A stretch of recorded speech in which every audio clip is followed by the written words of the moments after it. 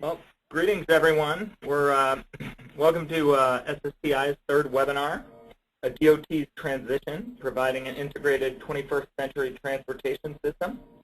We're very happy you could all make it. A couple of quick notes before we get started. SSTI will be holding monthly webinars starting in the new year. In January, we'll be hearing from representatives from several SSTI member states about relatively easy to implement changes they've made to cut expenditures and or raise revenues.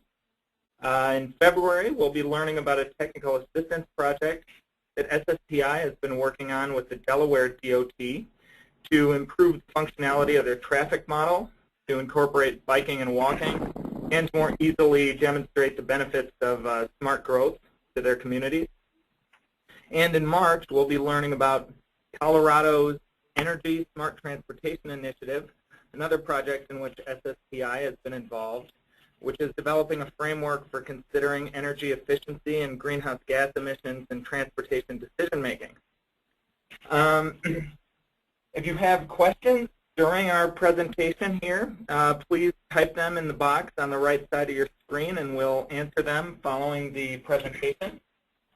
And now I'd like to introduce our panelists.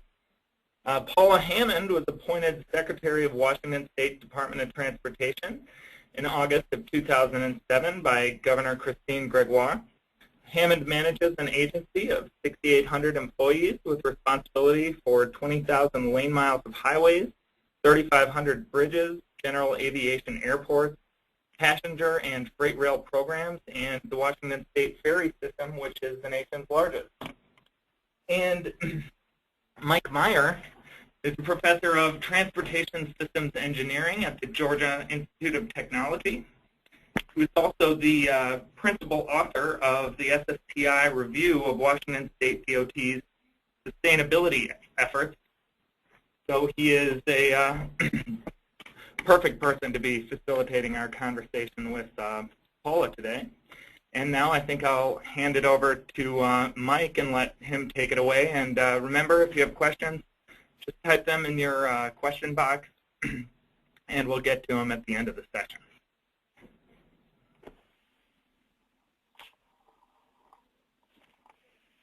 So, Mike, you can take it away. Thank you very much. I have control of the slides, right? Yes, sir. Okay, great. Well, good morning or afternoon, everyone, depending on where you are.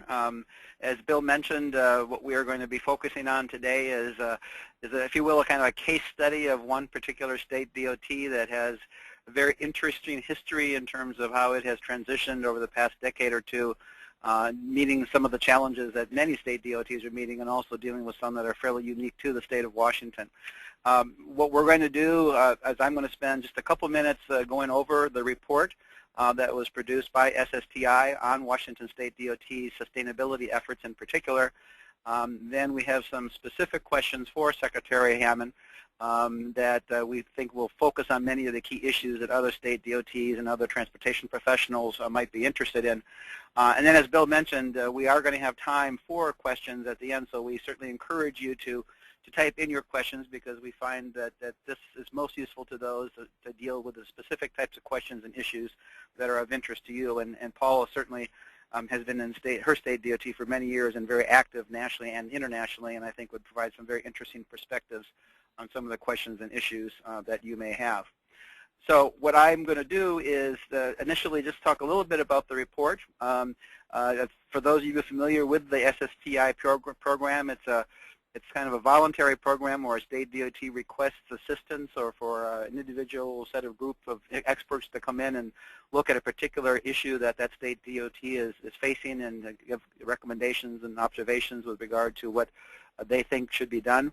In this particular case, Washington State DOT requested that a group of individuals come in and take a look at what was going on in the sustainability efforts within Washington State DOT. I think personally, if one looks around the country and at the state DOTs that are very active and have a history and certainly a reputation of being at the forefront of sustainability and environmental initiatives in particular, Washington State DOT is certainly in the lead of that pack. And so personally, this was a very interesting experience for me, just to see what Washington State DOT was doing with sustainability, and what, in fact, we could recommend that they do to change their approach or to make improvements. What you see on this particular slide, I think, is a very important point of departure for our discussion of Washington State DOT sustainability efforts. As I mentioned, I think that most people would view Washington State DOT as one of the leaders in the nation with regard to sustainability efforts, with environmental efforts, with trip reduction efforts, with all sorts of different issues that transportation planners and engineers have been dealing with for many, many years. In particular, we noted in our report that they are known for their performance measurement activities. They were one of the first state DOTs in the country to look at performance measures and performance-based decision-making. Their well-known gray book has been noted by many other state DOTs as an example of how one can do that. And in addition, demand management, whether it be trip reduction or how one manages the transportation system in more efficient ways, has also been, I think, very noteworthy in the state. As always, in every state DOT, and I was in a state DOT myself, what the legislature does and kind of the environment of your state DOT very much influences what the state DOT does, and Washington State certainly is no different. They have a very interesting, I guess that's one word to call it. I would also use the word turbulent environment with regard to many acts of the legislature and other activities that are occurring in Washington State that Washington State DOT is actively involved in and in many ways had to respond to. And I'm not going to go through each one of these in great detail, but many of these are legislative acts that, in fact, have strong influence on transportation. Growth Management Act, of course, they're very well, Washington State's very well known for its growth management activities, their growth management plans, their urban growth boundaries, and how to better try to link the land-use transportation relationship. They were one of the very first states in the country to have a law that basically said there needs to be a commute trip reduction activity that for employees of, for firms with over 100 employees, that they were supposed to make a certain reduction, meet certain goals of reduction of VMT by specific dates. And the state DOT has been very active in providing technical assistance to employers to do that. There have been several initiatives at the state level with regard to referenda. Initiative 695 was a referendum that was passed to kind of limit the revenue increase based on the excise tax in the state.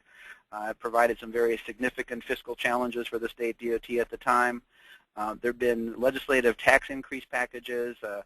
2001, the legislature looked at a tax increase package of 9 cents per gallon that was ultimately rejected by a state referendum. But in 2003 and 2005, the legislature put together some additional gas tax increases and a package of revenue increases specifically tied to a package of projects that had to be implemented, which I'll talk about in a minute as well.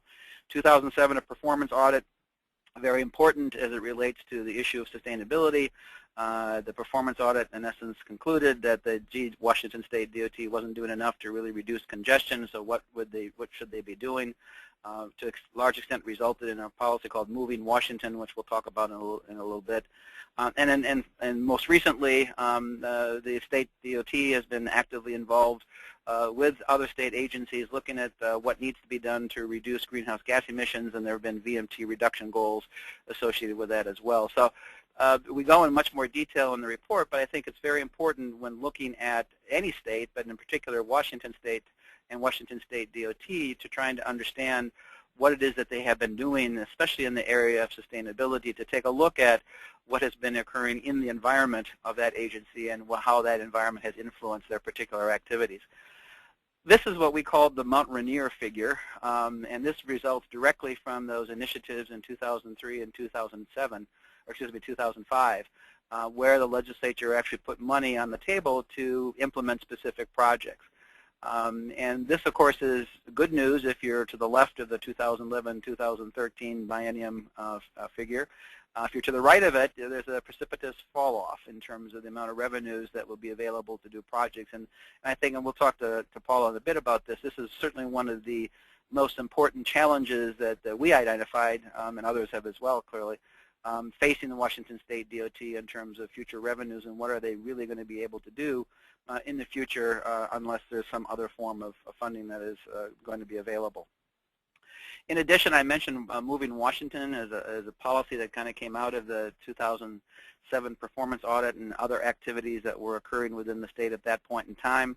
The moving Washington policy is I guess more or less a framework that really is trying to convey to constituencies in Washington State and stakeholders in terms of what it is that Washington State DOT is doing and where their focus is.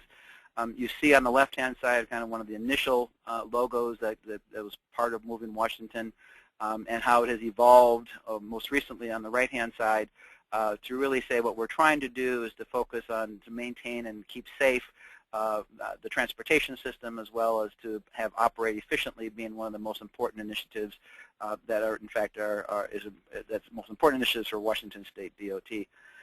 With regard to specific recommendations, and again, we go into a much more detail in the report, but just very quickly, the group that looked at Washington State DOT was very impressed by many of the initiatives that we identified as part of our effort. But we did come up with some specific recommendations very quickly. We thought that it was very important to really focus on a bigger picture of sustainability and the goals that you're trying to achieve, and to make sure that there's consistency among the different initiatives that had been occurring within Washington State DOT itself. One of the ways of doing that, of course, was to really focus on asset management and have asset management as being one of the core initiatives and thrusts of kind of the decision making within the state DOT itself.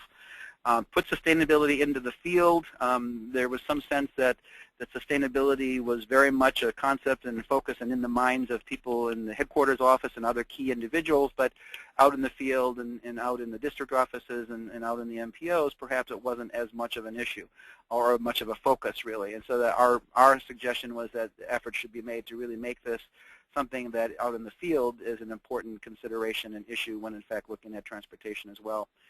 One of the ways of doing that was to demonstrate sustainability concepts. We can talk about sustainability all we want to, but it's often best to kind of do things and say, this is what we mean by it, whether it is better management of the transportation system, whether it's better examples of environmental stewardship, or it's examples of how transportation can be used to enhance economic development, et cetera. How do we really do it? Well, we suggested that, in fact, that there be efforts be made to show what we really mean by sustainability in the field. Very important, and this is something that we've seen in other states as well, not just in Washington State DOT, but sustainability needs to be branded, or there seems to be a certain message associated with what do you mean by sustainability, so that when people look at a particular project or they look at a particular strategy, you can say, oh yes, that clearly is something that really belongs under a sustainability umbrella as part of our particular effort. So this branding of sustainability was something that we thought was an important concept that both Washington State DOT and other state DOTs should be thinking about in a serious way.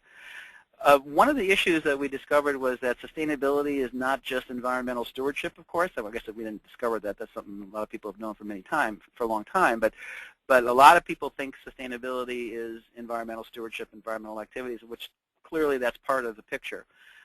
But one of the things we saw is that different parts of the state view sustainability in different ways.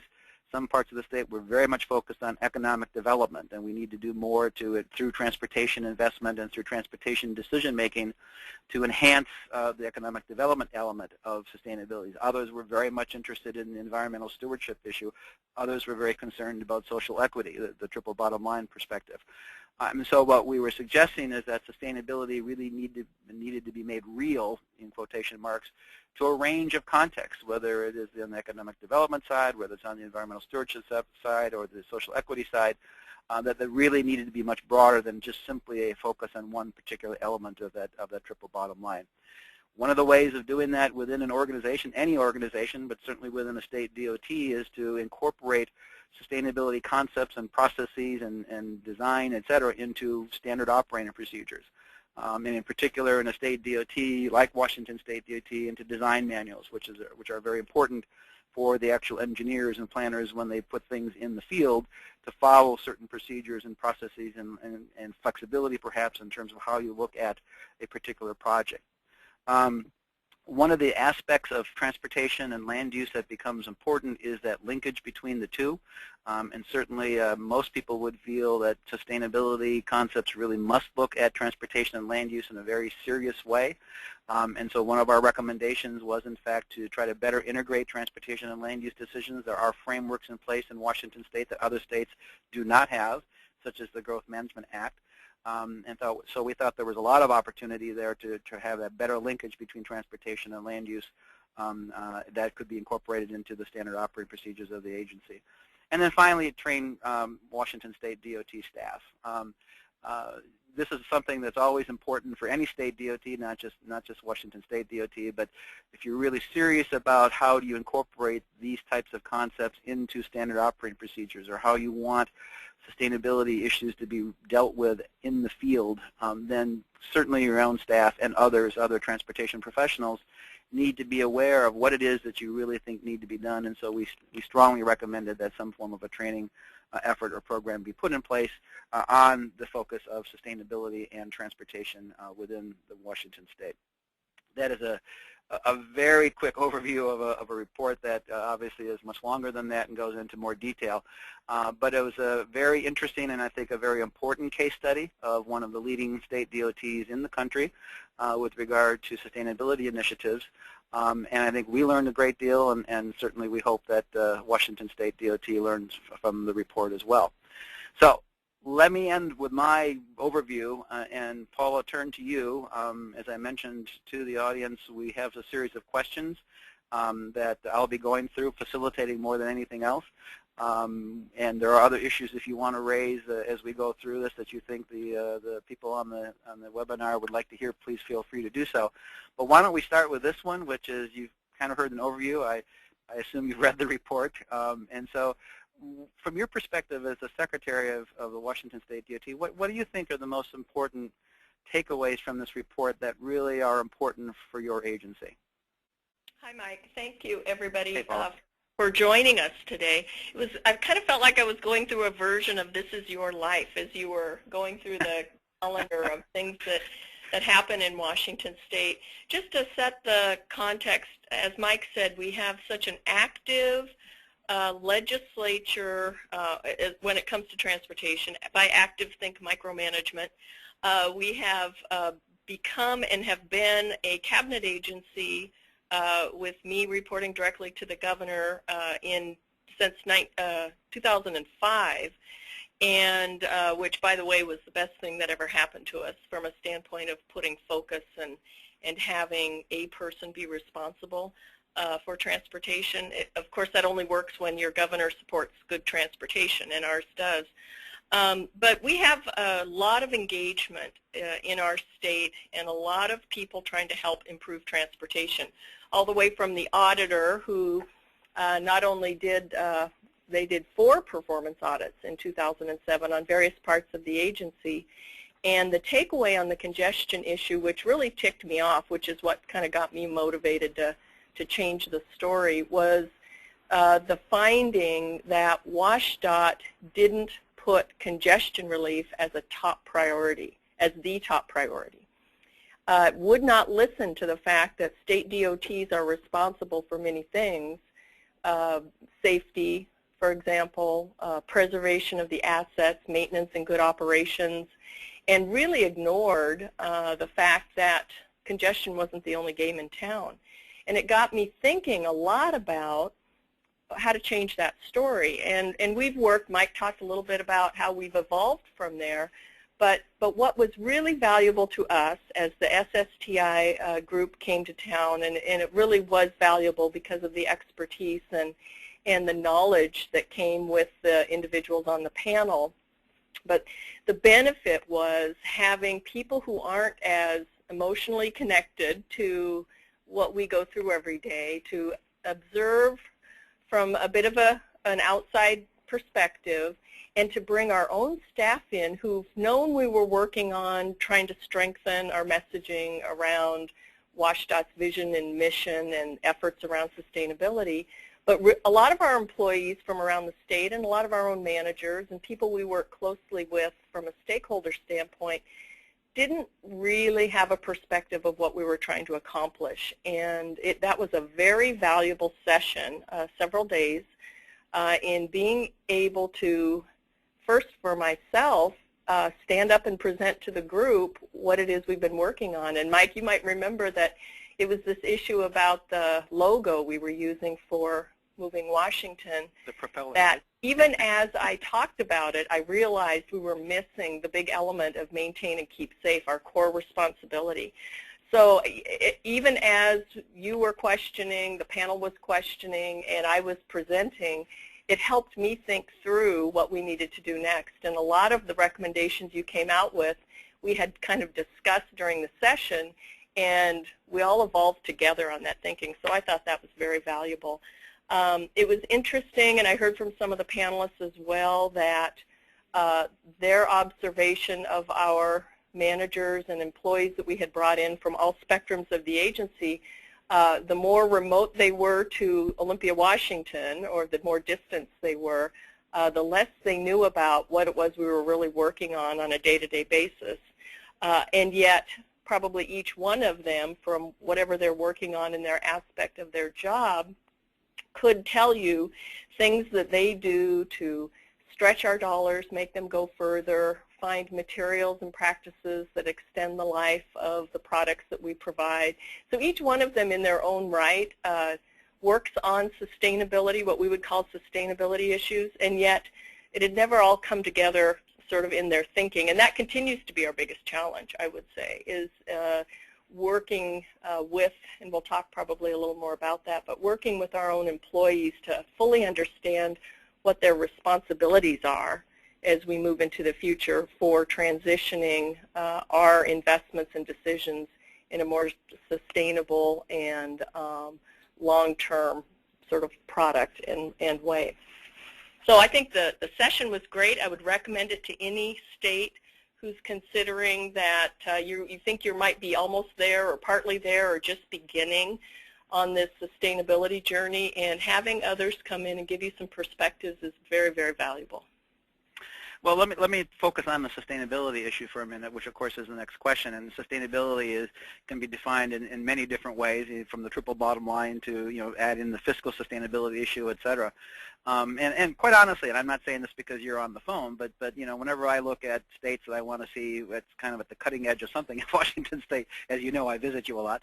Washington State is always up there because you always seem, whether because of the environmental ethic or because of the activities in the state or whatever the case is, Washington State DOT is really always doing some things different than other state DOTs are doing. In the area of sustainability, however you define it in particular, as the DOT has evolved over the past 10 to 15 years or so, how important do you think sustainability has been for either your interaction with the legislature or with your interaction with key stakeholders or your interaction with the public?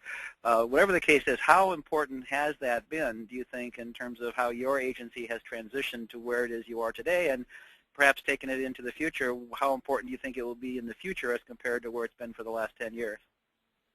Well, I think what is an interesting observation is that we've always had that kind of ethic, and it's interesting you use the word ethic. We use it a lot because many of our employees, and yes, engineers, and I am one, so I can point it out, we're so linear that we often want somebody to say, just tell me what it means and give me the guidelines in my design manual or whatever else. Tell me what it is. And I always stop and say, now it isn't just a thing, it's an ethic. It's how you think, it's how you consider in your own job how you might extend the life of something, save money, be more efficient, look for ways to integrate the transportation system better into the environment that we cherish in Washington State. And I think that's really been the core of what drives us in what we do, is we have such a unique, not only environment and state with such a high quality of life, but we have legislators and policymakers and communities who also cherish that and value that. We also have really good employees, and we have people who have, for a long time, thought about and worked on national research and other kinds of efforts to find the cheapest best, most sustainable kind of solutions to the challenges that we face every day, which is why we got so heavily into traffic and freeway operations, for example, demand management. The other fortunate thing we have is that we have a legislature.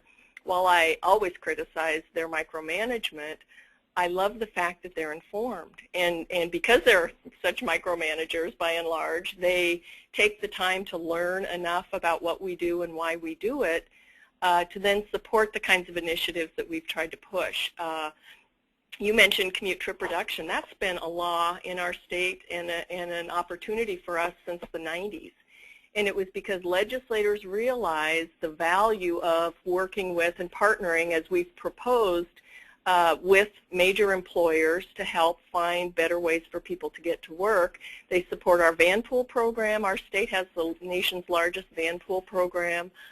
And back in the 70s, when the department proposed the construction of a very extensive HOV lane system, the legislature supported it. We had our bumpy moments when some people thought we should remove them or allow everybody into them, into those kinds of things, but we've always been able to sustain that notion. So we now have the framework in our state, not only of performance management and high expectations for performance of the system, but we have the ability to try some new things. And so far, we've had a legislature and a governor who've supported trying things that work best for our state. As we work hard on the sustainability future, I would say, we've got the focus of two fronts. We've got how we do our business, how sustainable our investments are, and how best we provide solutions that fit well with where our growing communities are, because Washington State, being in the Wild West, we are still growing, and we know we have to build things, and we know we have to operate what we have better.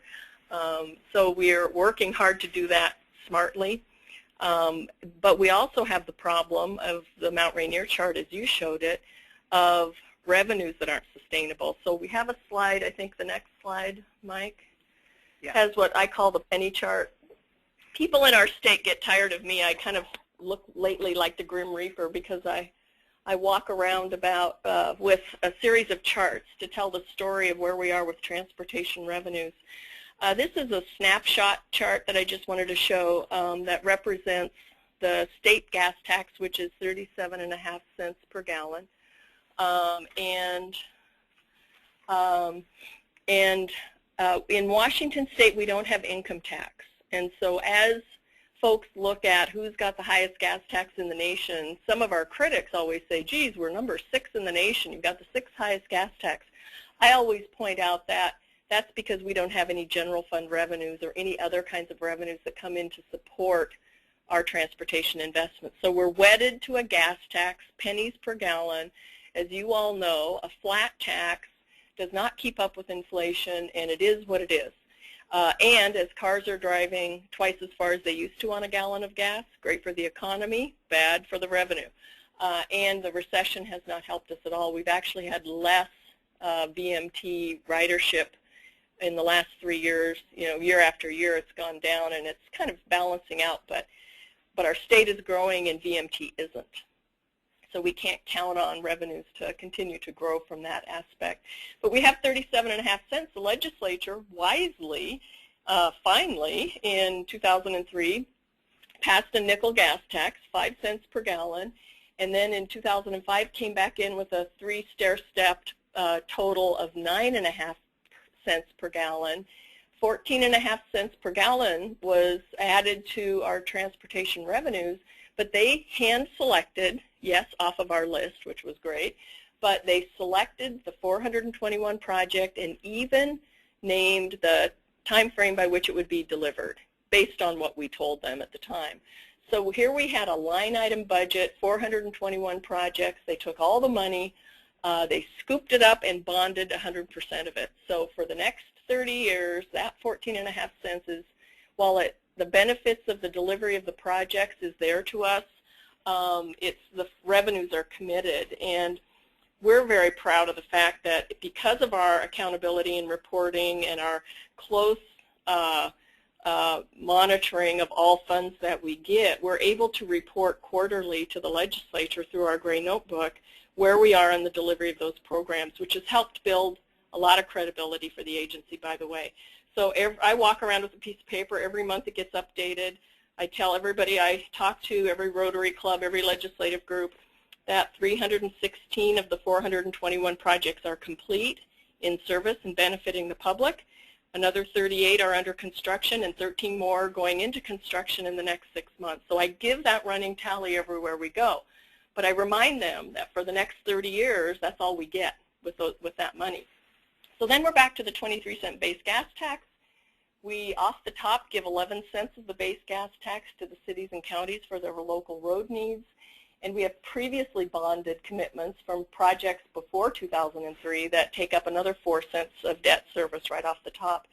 So the dilemma and the quagmire we're in right now is that we have 8 cents left to maintain, operate, preserve, keep safe. And oh, by the way, if you could ever build an improvement project, you would, but there's not enough money to do that. For highways, ferries, bridges, the entire system. So when folks think we're one of the richest states, the money's committed, we have 8 cents, which is why now our governor has been pushing and working what we call Connecting Washington task force that we're right in the middle of, and had a day-long meeting yesterday on what to do about the future. And there's good things to report on how that group is thinking about a sustainable, principle-based investment strategy for a 10-year package, new revenue, but based on principles and performance, which is what we're all about. And our Moving Washington logo is at the center of that, the strategy by which you would invest to make the most benefit of the economic recovery and the jobs creation that we're trying to do in our state. Well, I guess one of the lessons that one would take away from this, and I think you would agree with this, is that the fact that you have established credibility and accountability in terms of how the money has been spent. You know, obviously the legislature defined what the projects were, but delivering those projects becomes a very important foundation, if you will, for being able to go and say, look, we have 8 cents, we have 8 cents left here per gallon that goes to the, you know, for the future, and that's not really going to be enough to do what we have to do to keep the transportation system operating, maintained, you know, safety improvements, congestion relief. So not being familiar with the meeting yesterday or in terms of the inner workings of the legislature and the governor's office, I suspect that credibility has gone a long way to at least opening doors that people will listen to this important message that you have. Well, that's right, and the credibility issue is absolutely at the heart of whether or not there's trust by the legislature and the public, because in our state, we're an initiative-happy state. We have people who make a living filing initiatives. And in 2005, when the legislature passed the 9.5-cent gas tax, immediately there was an initiative to repeal that. And it was, I believe, partly that the projects were hand-selected. So we were all able to say, if you vote to repeal this tax, this project will not happen in your community. And bit by bit, people actually thought about whether or not they wanted to pay 9.5 cents to make sure they got their project. And the fact that WSDOT had so far, even from '03, been doing so well on delivery of projects, performance reporting, accountability, that they had confidence that we were going to do what we said with the money that they were granting us. So that kind of base credibility and support from the public and the legislature really improved our ability to keep moving on this stuff. Yeah, great. We've talked a little bit about these questions, but I think it might be interesting to take a step back. We talked about sustainability. We've talked about some of the fiscal challenges that you've had. But given that you've been with Washington State DOT for many years, just generally speaking, how would you describe the transition from the Washington State DOT of 10 or 15 years ago to where you are today, whether it be in terms of the types of projects that you're dealing with, the types of communication technologies you deal with, the politics? I mean, what has changed over the past 10, 15 years in how your DOT has transitioned? Well, I would say the public's attitude has changed, and we just the expectation. I mean, look at what's going on nationally with expectations on the use of government funding. So that trend helped drive for us the notion of and the need for true accountability, transparency with what we do, and performance, quite frankly. Not just how the system performs, but how we perform as an agency. And yes, I've been here for 32.5 years and came into the agency out of Oregon State University as a young engineer. And how I described for folks what the difference is between then and now, and even in the last 10 years, was we as a transportation agency, largely in a project delivery organization, have always focused on, and this is, I think, what I learned in college, build the best project you can because it has to last for many, many years. And back then, we would build a project and then stand around and watch it for 30 years to admire how it works. The notion of managing the transportation system really has evolved in freeway operations, demand management, those kinds of things. Quite frankly, has really come to the forefront in the last 10 years. And it's perfect. It's the way we have to think about the pavement that we have, the systems that we have, and how best to get every benefit, every efficiency, and the best use of it out of it. So to me, that's a big part of how we do our business. We've quit fighting in our state about whether it's transit or highways. I think most everybody now recognizes that it is transit and highways. It's high-capacity transit. It's the ability to integrate a transportation system that works best for the community or the region that you're trying to provide a system for. So, and I would say the other cultural thing in our agency was, and it really focuses on leadership, and I credit our last secretary for starting this trend, and he and I were strong partners in the notion of accountability and communication. They go together. You can't have one without the other. You have to focus what you're doing on project delivery. For us, it was project and service delivery. We have ferry system. But you have to say to your people, there's only 3 things you have to think about every day. It's project delivery, accountability, and communications. And then after a while we went, oh yeah, and safety, personal safety, employee safety. That is really an ethic that we'd always had as well. But to really hone it down and keep it simple for people, I think is what's helped us focus our agency and let people know what their jobs are, and then to think about what we do next, that we can be innovative, creative, and as we develop sustainability, how that becomes a core part of the culture in everything that we do.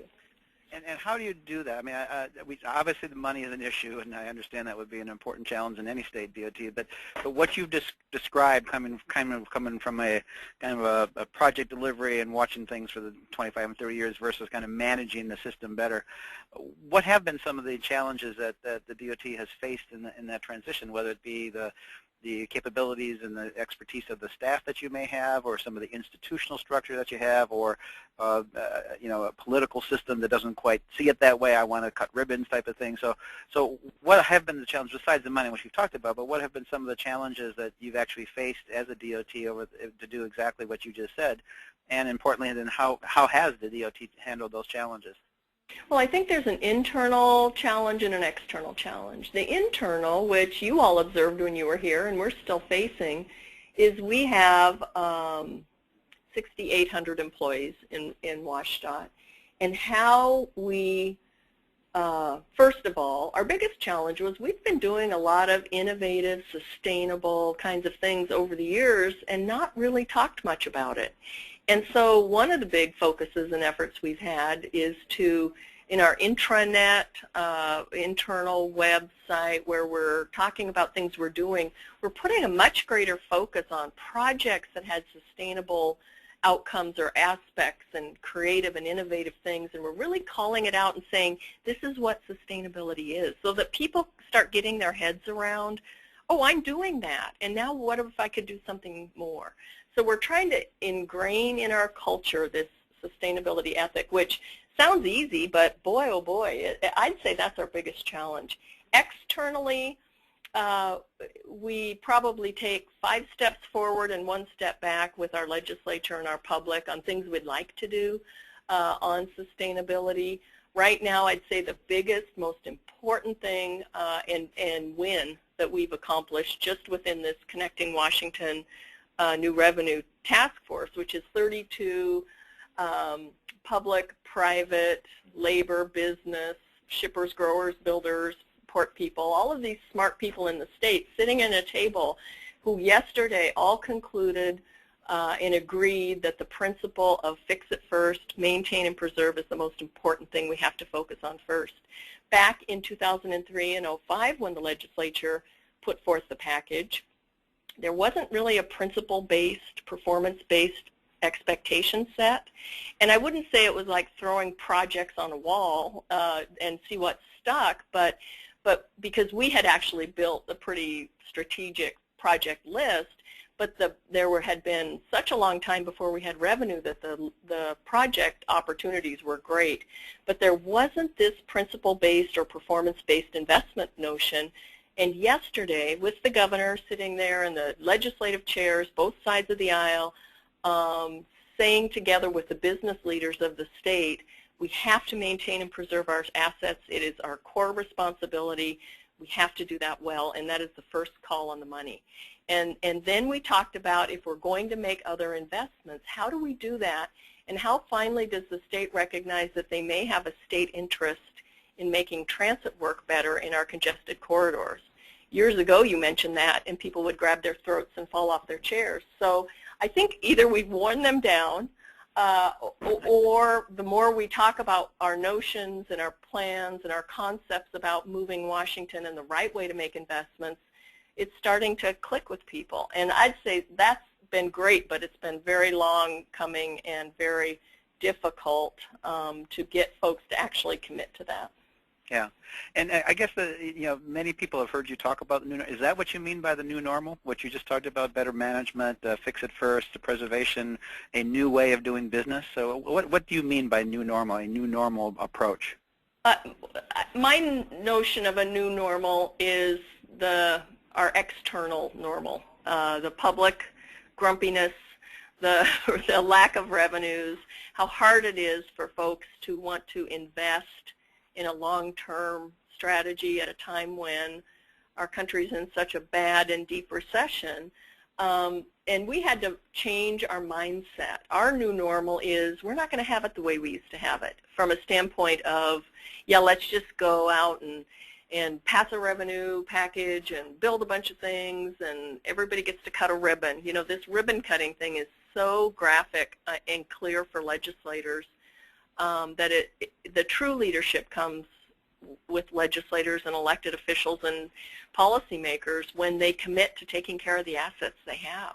And they know that they don't get to cut a ribbon on a culvert cleaning. But so this new normal is a mindset shift, both from acknowledging the reality that we're living in from a revenue standpoint, and that we're going to do things differently in the future. And that's what we're trying to wrap our sustainability efforts around. Like I said, an ethic, not a thing. Sure, yeah. Okay, let me go to the next slide. I'm going to, we saw this figure before, the so-called Mount Rainier figure, and I think it certainly, as you've already discussed, is a real significant challenge to Washington State DOT, not only on the financial side, but also on the employee side, et cetera. I'm going to go to the next slide because I think we're running out of time for a presentation. I'd like to have as much time for questions as we have, but is there something else that you would like to talk about on this particular figure that you think the other state DOTs and individuals might be interested in? The only other thing that I point out here on this chart, I'm all about the subliminal, and so when I show people the delivery of the major projects and what's before us and how deep the cut comes, you know, as we move into the future and how little we have, on the right-hand side I'm pointing out, first of all, that 74% of these dollars go to the private sector. You hear so much these days about contracting out, and private sector jobs are more important than public sector jobs, which don't get me started on that. But we always make it clear that this isn't just a DOT looking for more work to do. This is about the infrastructure. This is about the investment. And what's good for our system is good for all of our businesses in the state. So that's something that I know every state is struggling with, whether you have a Republican or a Democratic governor. This is a hot topic right now, and there's ways to show what you do and how you do it that can help bring home the message that you're trying to make. Great, thank you. We talked about branding in our report, and I also presented that as terms of one of the recommendations. And this is not just with Washington State DOT. Other states that we've gone to look at what they're doing with smart transportation, we came away with the same concept, and in many ways the same recommendation that you really need to have a brand associated with sustainability so that people really understand what it is that you're talking about. How has Washington State DOT really branded its transportation program, or how has its brand changed over time to really provide the support that, in fact, you talked about with the Connecting Washington meeting yesterday? Is there a particular brand that your agency has actually adopted to kind of get people to understand what it is you're trying to do? Well, for me, I'd say I'd point to the Moving Washington logo, right, because yeah. it's something easy to show, and now that it's evolved to the point where it really does encompass every single thing we do, we can talk to our ferry people, for example, and they go, I don't see how that relates to me other than that looks like a propeller. And what we say is, well, think about the fact that you start with that logo, and and we do this by corridor. For example, you're thinking about a solution to a transportation deficiency, and through the corridor notion, and think about a ferry service that goes back and forth 500 times a day, we say the very first thing you ought to be thinking about is, are you operating efficiently? And there are a whole lot of things that are different for a ferry system and how they operate efficiently than a highway system, but it all still applies. The next thing we ask them is, have you managed your demand? We're now getting into a big reservation system, for example, on the ferry system, where we're developing finally, after we've convinced the legislature it was the right thing to do, that we can manage our demand better and not have people sitting through 2 boat waits just to get on their morning commute boat, if we can do a reservation system. And then, so then I try and describe to people how this logo or this notion can fit very well for whatever they're doing. And that's kind of what we've been talking about internally, and as we go out in February and March, we have what we call the design construction conferences in every region. We're going to have a focus of sustainability efforts session within each one of those around the state, continuing to get the message out in various forms so that people can understand how it might relate to their job. And yet, as I feel like I really cram the Moving Washington thing down people's throats, because I put it in every presentation I make everywhere, no matter what. What really did my heart good yesterday at the Connecting Washington group was, I haven't shown that logo for a while, for several meetings, but by the time they got through describing what they thought was going to be a package that they wanted to recommend that was strategic and principled and performance-based, all those things, the word do it by corridor, integrate solutions, operate efficiently, find ways to manage the demand, all of the things that I've been telling them, talk about subliminal, came back out in a different form. They never said Moving Washington, but I didn't care, because the notion of what we're trying to get them to do, I think, has started to sink in. And really, in many ways, that, for lack of a better phrase, let's call it that propeller diagram, really does encompass sustainability, at least is how the state DOT has been looking at it. The better, more efficient operation of the transportation system. How do you better manage demand? How do you strategically add capacity to your transportation system and incorporate into it sustainability concepts and safety, et cetera? I think that really is actually integrated into it very nicely. Yeah, and the one thing that we don't talk a lot about, but it's sort of the foundation of what we talk about when we think about what our investments and services should be, is this notion of reliable, responsible, and sustainable that's on the logo, because that can mean a couple of things to various people, but that's okay. Sure, they ought to be doing everything they do reliably. Responsibly is all about accountability. And making good decisions on a daily basis, and sustainable, like we said, it's environmental, it's economic, and it's from a revenue standpoint and an environmental standpoint. Okay. Last slide, Paula. For those who are not from Washington State DOT and other state DOTs and listening to the Washington State story over the past 10 to 15 years. What are some of what you consider to be some of the notable successes, and then obviously some of the big disappointments over the past 10 and 15 years? And if you were in another state DOT, what are the lessons that you think should be taken from the Washington State DOT story? Well, I guess some of the successes is the decision that we made back in 2001 to be really clear about what our mission is and our responsibilities are, and to say them over and over and over again, and then follow through.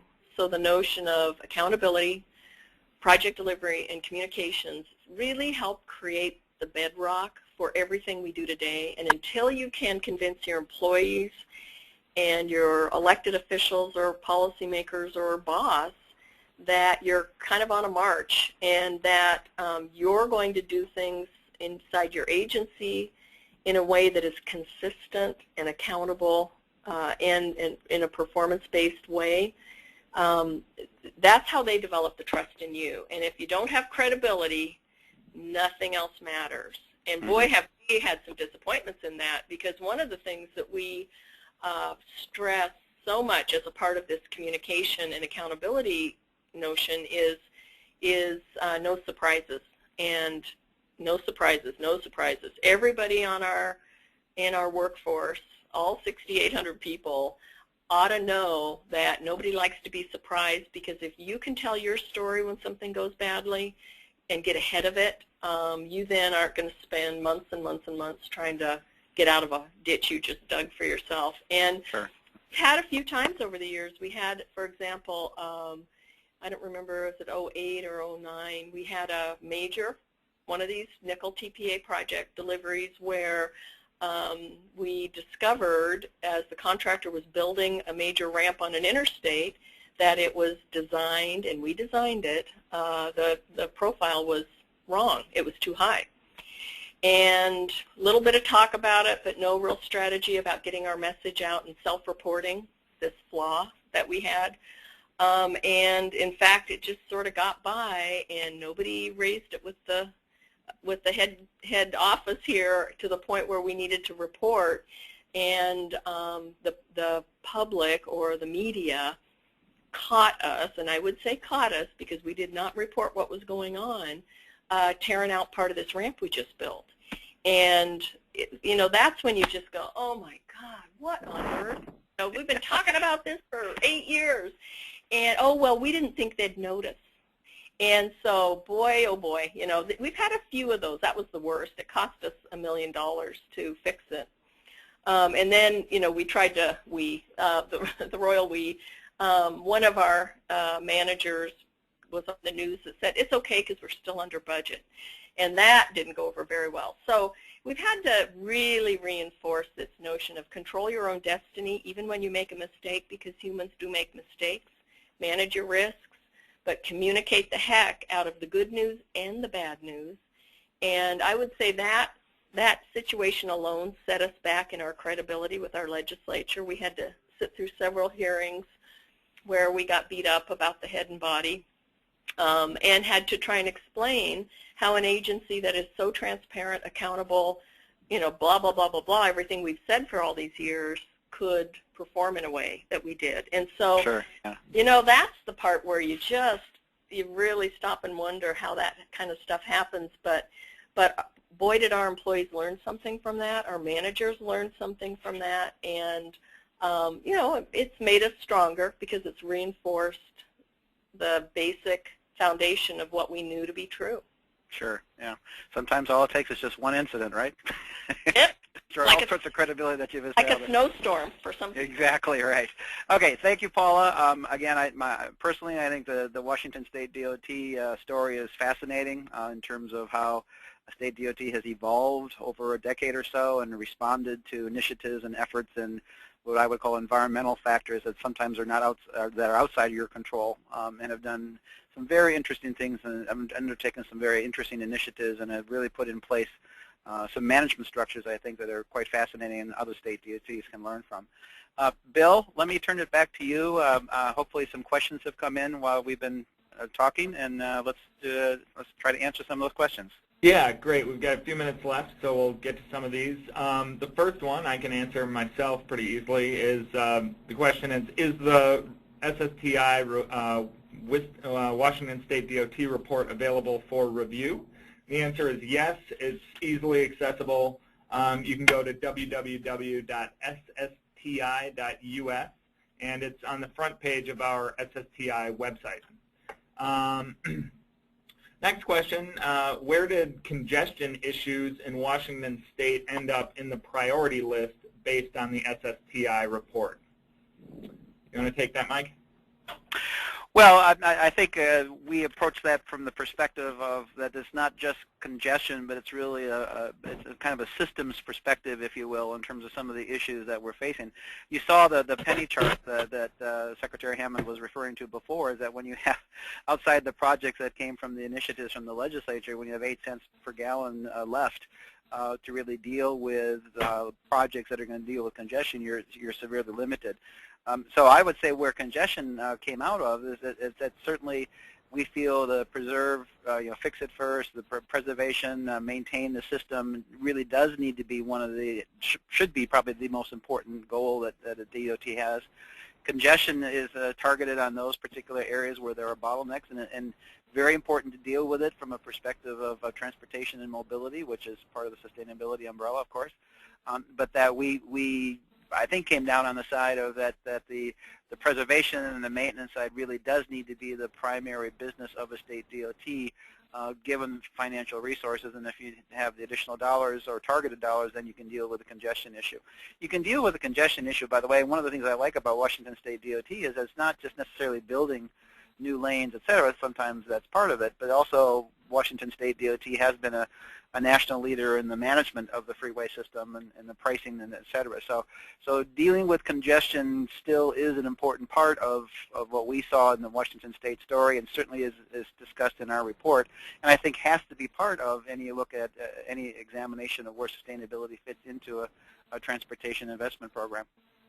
Our state panel yesterday, it was interesting because they have several times likened the transportation system to somebody's house, and it always warms my heart when I hear a farmer in East Washington say, I would never add an addition onto my house if I'm not willing to take care of the roof first.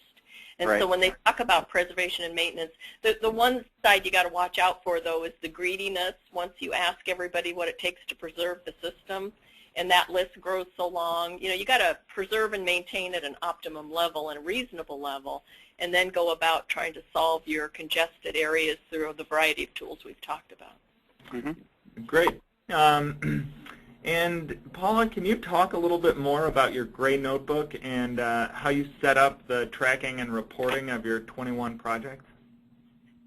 The 421? 421 projects. Well, it's interesting. Gray Notebook has been in place since 2001, and we started small, but it really has become a performance reporting and performance management tool that we use inside the agency and we use to report to others. It's performance management not only of how the system is performing, which think about once you build 421 projects, you had a deficiency you were solving, you better be able to show the benefits of those investments, which is a good way that we've done it through travel time reduction or congestion relief and reliability and delay reduction, all the way to safety. And we also report performance of the agency. So we have performance measures and performance reporting on our maintenance accountability, how well our maintenance efforts are accomplishing the work that we agreed with the legislature from a level of service standpoint, and our employee safety, our tort liability, we measure a lot of human resource types of measurements like overtime and sick leave and those kinds of things, because for us it's how we manage then the agency. We look at where we are. We have we report quarterly, not on everything, but it evolves. We have an annual congestion report, for example. But we report quarterly, and then we sit at a table and review targeted issues at each quarter as a management team to say, now what do we need to do differently to affect this performance outcome? So So it helps us manage ourselves.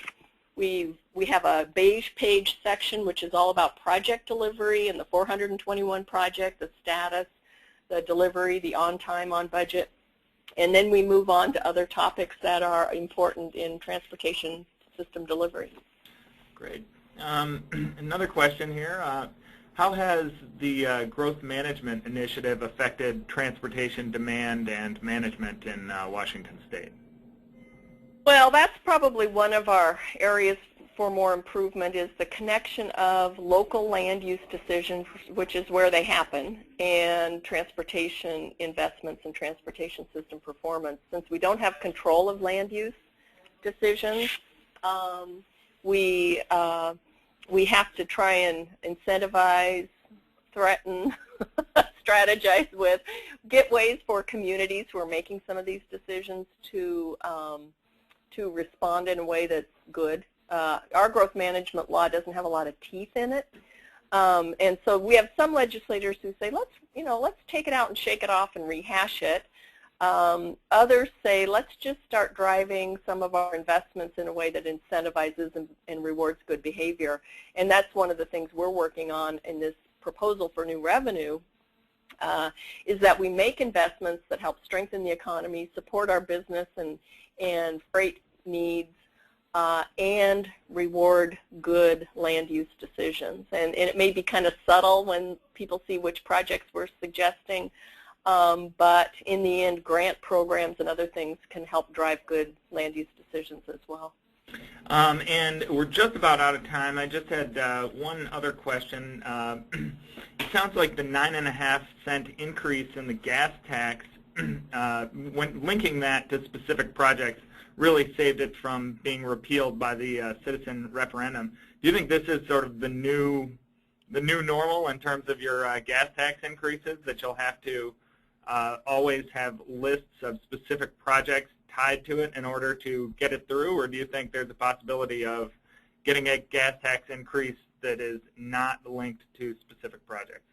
I think for now that's what we're stuck with, although, again, the Connecting Washington group yesterday talked quite a bit about that.